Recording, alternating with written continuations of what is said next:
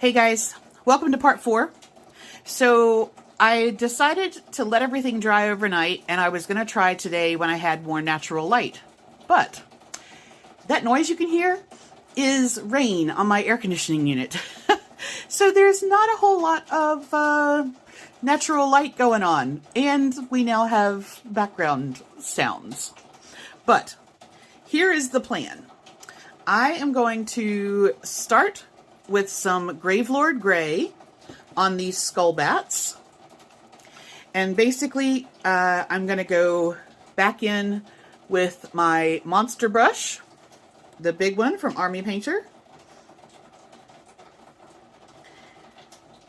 Now, Gravelord Gray, the reason I'm using this instead of the Grim Black is the Grim Black doesn't have a whole lot of distinction between the upper and lower areas. So what I found was that I can always darken up. I can use a quick shade like the Army Painter Dark Tone, which is their blackish one. But if I used a straight black, then I wasn't going to get any definition in the top, in the more raised parts. So I decided to go Gravelord with this. All right. Now in that smaller area, and I have flicked a little bit of black onto his skull, so I'm just going to get that off while it's wet. All right, and then I'm going to switch to my number 1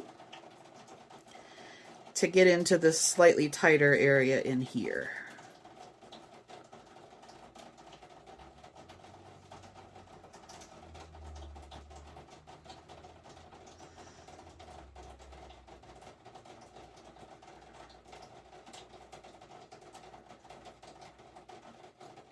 Okay, and I'm just going to move a little bit of that paint around because as it pools, it tends to want to collect a little bit much in the recesses. So I'm just going to take a little bit of that off. All right, I'm going to put that guy up there.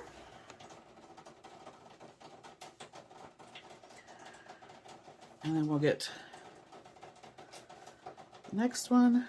And I'll just keep I could have switched back to the monster brush, but I already have the one, and so that's fine.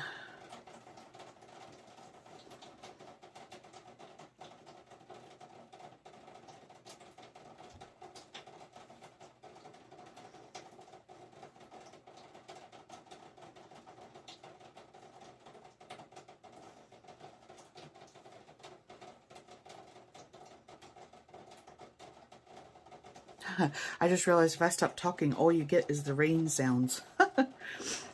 Okay, so we're going to try going in here.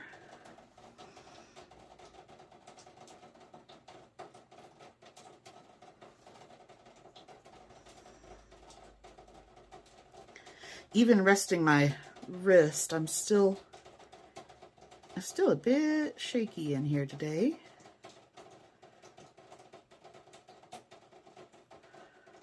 Okay.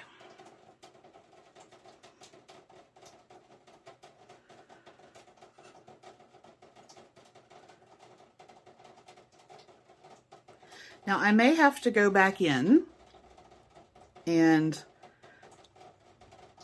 touch up some of the bottoms of these once they dry, but I'm going to see what they dry like first, and then we'll go from there. All right, so Skullbat wings done. I think the next thing that I want to do is, actually, while we've got Gravelord Gray out, let's go ahead and do the eye sockets. So I'm just going to put a little bit more Gravelord Gray on my palette. And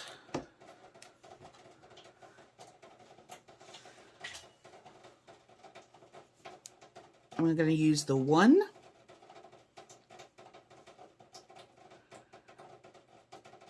Now there is a very small little raised dot in here, which is going to be green. So I want to essentially go around that.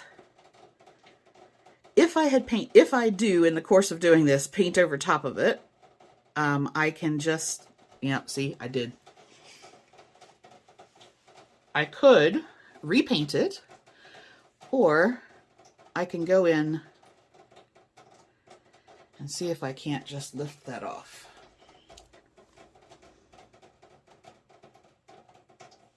Well,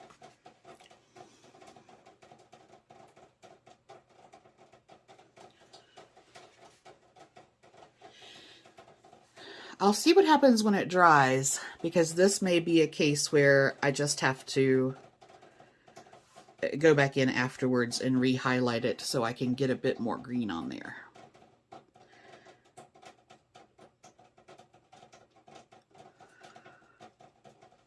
All right, so we've got our little eye sockets there.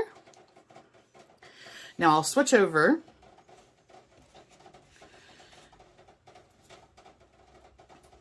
to one of the rattle bones, and all of them are going to have that same treatment. So I'm going to do Gravelord Gray in the eye socket, and I'm going in fairly heavy because there's not really anything for it to differentiate the height of. I mean, it's all kind of just one big depression.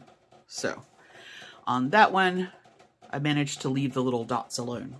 So what I'm going to do is I'm going to get the eye sockets done on everybody, and then I'll be back.